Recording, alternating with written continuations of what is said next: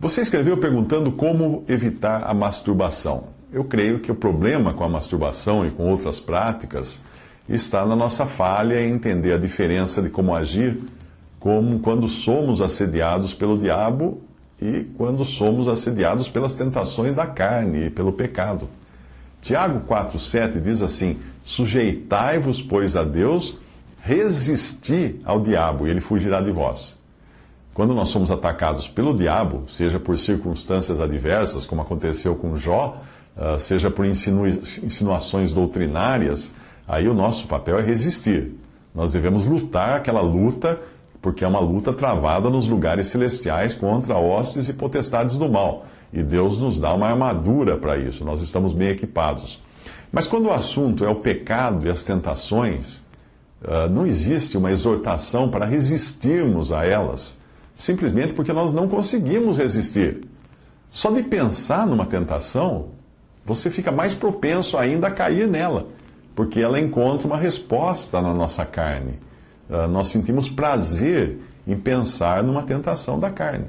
Apesar de o crente ter hoje o Espírito Santo de Deus habitando em si, ele ainda tem também a sua velha natureza, ocupando o mesmo corpo, e não pode ser ingênuo ao ponto de querer controlar a velha natureza pela força da vontade. Nós não podemos.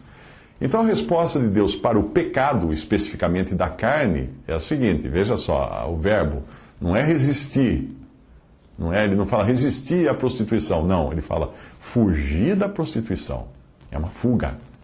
1 Coríntios 6,18. Quando José no Egito foi assediado pela mulher de Potifar, em Gênesis 39, ele não se sentou ao lado dela para discutir o assunto, mas ele correu, ele fugiu. Não tem como dialogar ou discutir com a tentação da carne, mas há como evitar em boa medida os seus ataques, fugindo.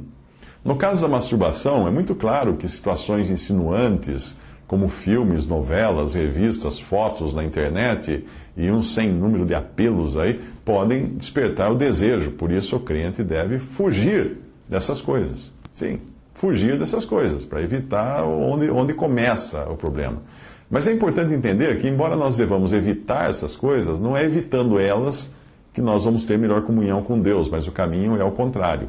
Se nós estivermos em boa comunhão com Deus, nós vamos querer evitar essas coisas. Nesse caso, o ato de fugir será uma consequência de andar perto do Senhor.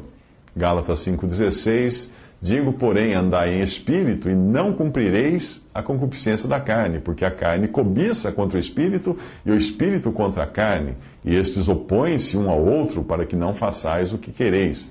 Mas se sois guiados pelo espírito, não estáis debaixo da lei.